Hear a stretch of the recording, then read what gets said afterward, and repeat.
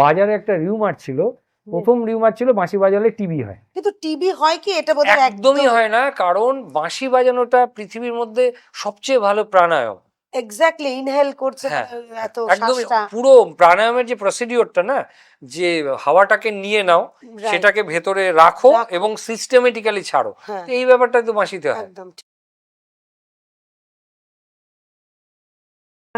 পণ্ডিতজি, একটুখানি ফিরে আসি আমাদের মানে জায়গায় ফিরে আসি, মানে আমি অন্য জগতে চলে গেছিলাম। তো এবার বলছি যে আপনার যে শিক্ষা, মানে প্রথাগত শিক্ষা, আপনার গুরু, আপনার শিক্ষা কিভাবে বাঁশির শিক্ষা হলো সেইটা একটু বলুন, ভীষণ জানতে ইচ্ছে করছে। হ্যাঁ, এইটার ব্যাপারেও বলবো যে ওই যেহেতু মা গান বাজনা করতেন, এই জন্য আমি খুব ফরচুনেট।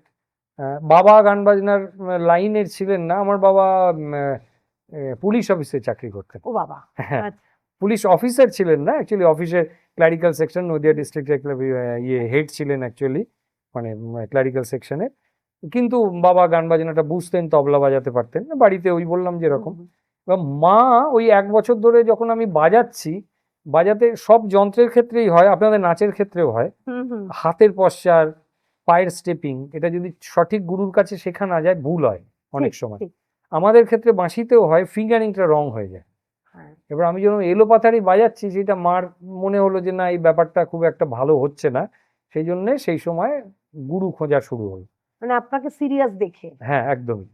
কিন্তু 1970-এর দশকে মানে গুরু তো ছেড়েই দিন, মানে সেই সময় বাঁশিবাদক পাওয়াই খুব বিরল ছিল। নিশ্চয়ই। কারণ না, সেই সময় বাজারে একটা রিউমার ছিল, প্রথম রিউমার ছিল বাঁশি বাজালে টিবি হয়। কিন্তু টিবি হয় কি এটা বোধহয় একদমই হয় না, কারণ বাঁশি বাজানোটা পৃথিবীর মধ্যে সবচেয়ে ভালো প্রাণায়াম। এক্স্যাক্টলি ইনহেল করছে এত একদমই শ্বাসটা। পুরো প্রাণায়ামের যে প্রসিডিওরটা না, যে হাওয়াটাকে নিয়ে নাও, সেটাকে ভেতরে রাখো এবং সিস্টেমেটিক্যালি ছাড়ো, এই ব্যাপারটা তো বাঁশিতে হয়। একদম ঠিক। আমি এই প্রসঙ্গে একজন মিউজিশিয়ানের নাম করি, তার নাম হচ্ছে প্রকাশ ওয়াঢেরা। আমাদেরই মানে ঘরেরই বাঁশি বাদক তিনি, পান্নালাল ঘোষের, পণ্ডিত পান্নালাল ঘোষের শিষ্য। প্রকাশ ওয়াঢেরা টিবি ছিল, তিনি টিবি সারানোর জন্য পান্নাবাবুর কাছে বাঁশি শেখা শুরু করে। পরবর্তীকালে হি becomes a renowned flute player. Tibio সেরে গেল, টিবি তো অটোমেটিক্যালি সেরে গেল। উনি খুব ভালো রিভিউও করতেন একটা সময়, হিন্দু এবং আরো স্টেটসম্যান, তারপর টাইমস অফ ইন্ডিয়া, বিভিন্ন কাগজে প্রকাশ ওয়াঢেরা খুব ভালো মিউজিক ক্রিটিক ছিলেন। আচ্ছা আচ্ছা। তো এই হচ্ছে ব্যাপার। তো সেই সময় ওই রিউমারটা ছিল, সেই জন্য গুরু পাওয়া খুব মুশকিল ছিল, কেউ বাজাতেন না সেই সময়, খুব কম। তো সেই সময় পশ্চিমবঙ্গে একদম সূর্যের মতো উজ্জ্বল বাঁশিতে একজনই লোক ছিলেন, তিনি হচ্ছেন পণ্ডিত গৌর গোস্বামী, আমার গুরুর গুরু। আচ্ছা। এবং গৌরবাবু সেই সময় রেডিওতেই কাজ করতেন। আমি এক্স্যাক্টলি এখন যে পোস্টে কাজ করি সেই পোস্টে উনি ছিলেন, এই সহকারী যন্ত্রশিল্পী, এই all India radio Kolkata, same একই জায়গায়। তো গৌরবাবু সেই সময় কাজ করছেন, আমার মা সেই সময় ওই 70-এর দশকে অল ইন্ডিয়া রেডিওর নিয়মিত শিল্পী ছিলেন। প্রতি 2 মাস বাদে বাদে মা ওখানে গান গাইতে যেতেন। আচ্ছা আচ্ছা। তখন এই বিপুল পরিমাণ শিল্পী ছিল না, যার জন্য ম্যাক্সিমাম শিল্পীরাই কিন্তু বছরে প্রায় 5খানা-6খানা করে প্রোগ্রাম পেত। আচ্ছা। মাকে যেতেই হতো, আর মার সঙ্গে সঙ্গে আমিও যেতাম। এবং আমার একটা মনে আছে, আমার একটা প্রাইম অ্যাট্রাকশন ছিল যে রেডিও ঢুকেই যদি কখনো যান, দেখবেন ডান দিকে একটা লিফট আছে, ওই লিফটটা আমি চড়তাম বিভিন্ন লোকজনের হাত ধরে। আচ্ছা, মানে তখন ওই এলিভেটরটা কলকাতার খুব হাতে গোনা কতগুলো মানে ইয়েতে পাওয়া যেত, বিল্ডিং এ। ওটাই একটা আশ্চর্য, লিফট চড়তে যেতাম, আর বিভিন্ন কাকু মানে যারা সেই সময় কি বলবো, মানে বিশাল ব্যাপার, স্টলওয়ার্ডস ছিলেন, তারা আমাকে লিফট চড়াতেন ওখানে। আচ্ছা, এটা কিন্তু একটা সত্যি মানে এটা সেই সময়েরও বিরল সৌভাগ্য। আমি এখনো যখন আকাশবাণী এখনো কাজ করছি, ওখানে ঘুরি, আমি লিফটটা দেখে অনেককেই গল্পটা বলেছি যে জানিস এই লিফটটাতে আমি অমুকের হাত ধরে চড়েছি এখানে। যেমন কেরামতুল্লাহ খান সাহেব আমাকে লিফট চড়িয়েছেন একদিন, ওস্তাদ কেরামতুল্লাহ খান সাহেব।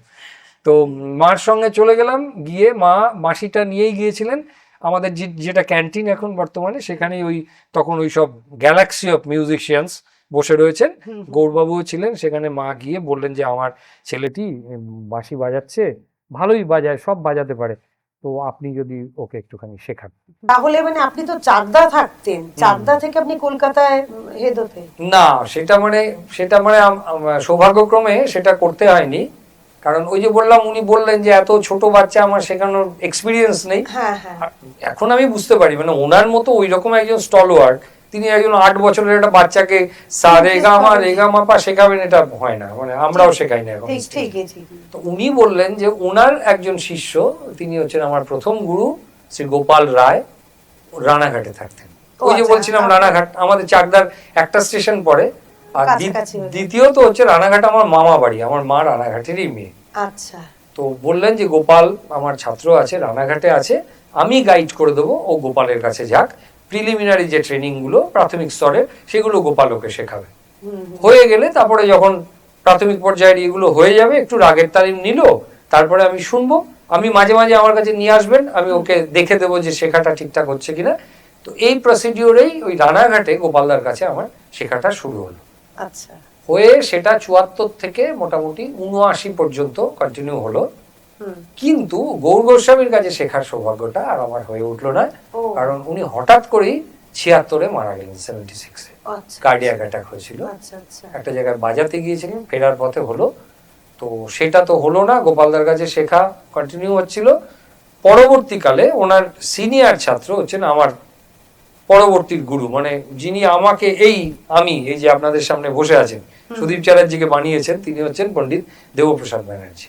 ও আচ্ছা আচ্ছা দেবপ্রসাদ ব্যানার্জি, গুরুকে তো ওরকম করে কৃতজ্ঞতা জানাতে হয় না, কিন্তু আমি নিজে বলি, মানে উনি ছিলেন মানে আমার পেছনে, মানে আমি আজকে যা যা হয়েছে সেটা টোটালটাই ওই মাস্টারমশাইয়ের জন্য।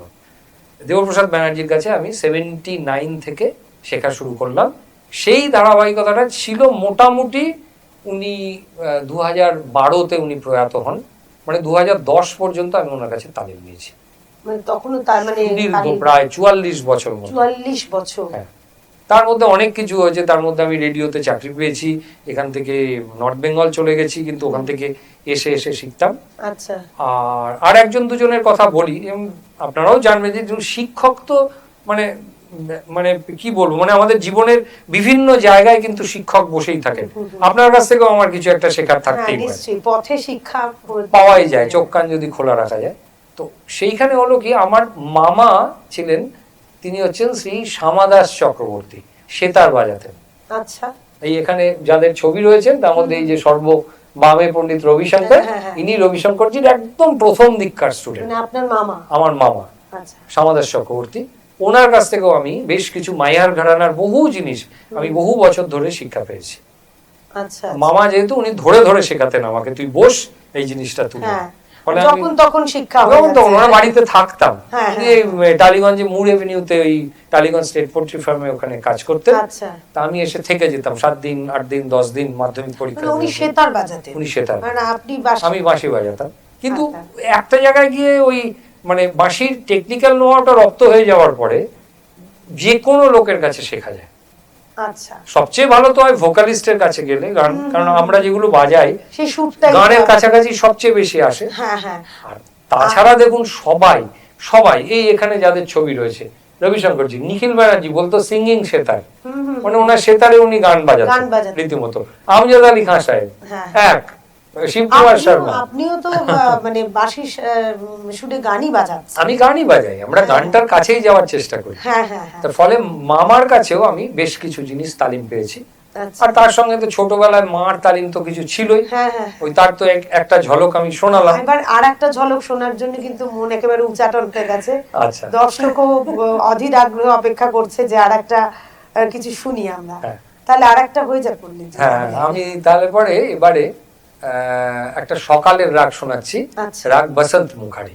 আচ্ছা ঠিক বসন্ত আছে। মুখারিতে দেখি আমি কি মানে কি মুড আসে, কি শোনানো যায়। হ্যাঁ হ্যাঁ হ্যাঁ, এখন বাজাচ্ছি রাগ বসন্ত মুখারি। এটি সকালবেলার রাগ, বসন্তের সঙ্গে কোনো লিঙ্ক নেই এটার, কিন্তু দক্ষিণ ভারতীয় রাগ, রাগ বসন্ত মুখারি।